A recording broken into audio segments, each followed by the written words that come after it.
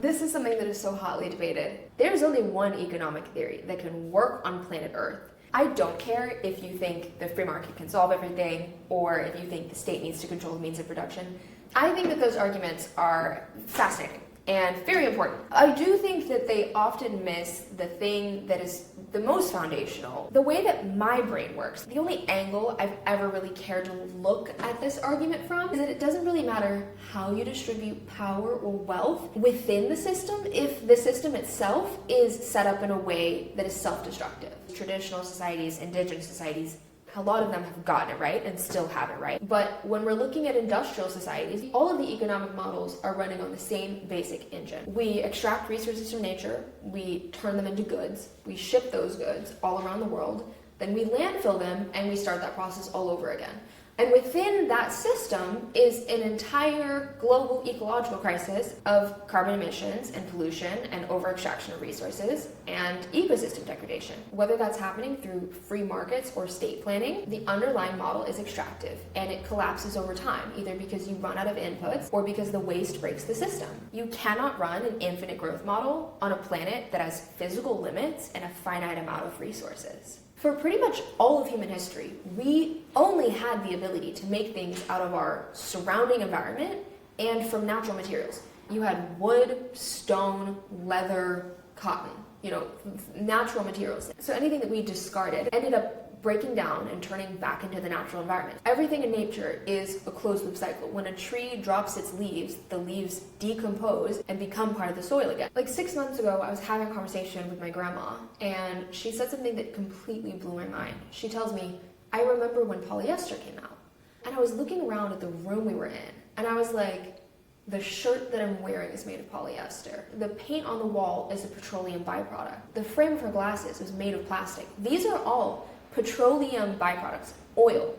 All of these modern materials were literally invented in the 1930s and became mass-produced over the following couple of decades. And so quickly did our world become redesigned with these petro byproducts that are nothing but pollution. So moving towards a circular economy, there's a few pieces to this. First of all, we need to rethink the materials that we're using. Right now, everything from literally asphalt to our clothes is being made out of cheap petrochemicals that have been, heavily subsidized by the world's government.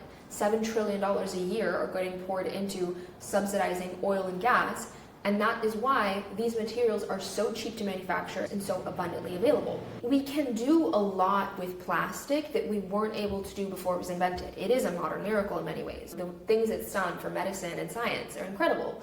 But it is a pollution crisis, and it's not just plastic, it's solvents and paints and all these other things that are made of petroleum. These materials are toxic and we do need to design them out. So what I'm seeing and being really energized by right now is this massive wave of innovation in biomaterials, where companies are finally figuring out how to make plastics and solvents and all these really important things that our world needs now out of safe materials, out of seaweed, out of algae. But what we're gonna need to start thinking about is how to do it at scale. Today, if I want to sell merch and I want to sell a polyester hoodie with my face on it, I can place an order at any of hundreds of factories all around the world that already have the built infrastructure for it.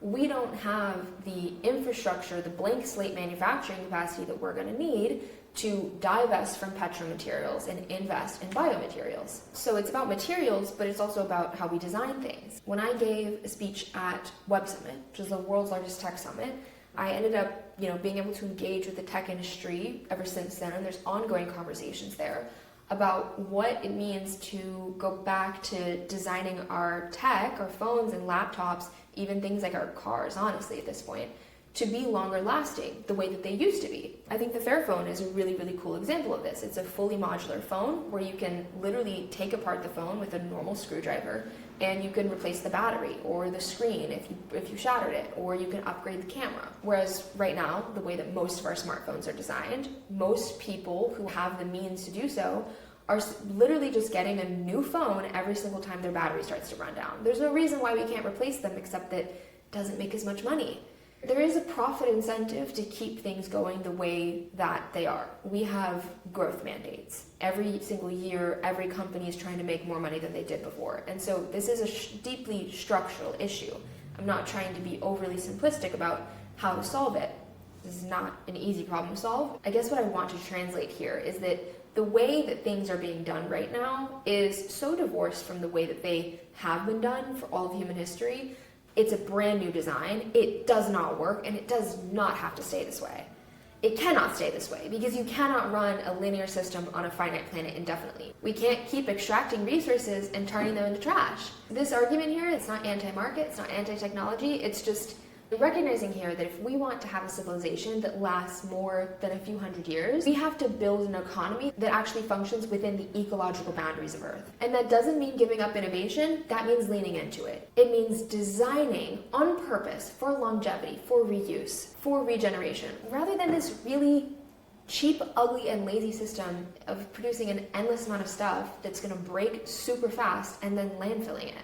Because we're better than this. We deserve better than this. Humans are so ingenious. We, for centuries, have had incredible cultural diversity, different ways of life, like different ways of adapting to the environment, different ways of dealing with heat before there was air conditioning, and unique cultural diets. And all of that is being wiped out by this one-size-fits-all big box corporate environment where everyone wears the same jeans and eats the same cereal, and every city all over the world is starting to look the same. And I think that we deserve a higher level of diversity and beauty and celebration of the differences amongst us. And I think that we can be inspired enough to take the best parts of recent innovation, like the advancements that plastic has made for modern medicine, and we can move beyond the worst parts of it, like the mountains and mountains of waste, and we can arrive at a system that works within ecological boundaries, provides a dignified life for everyone,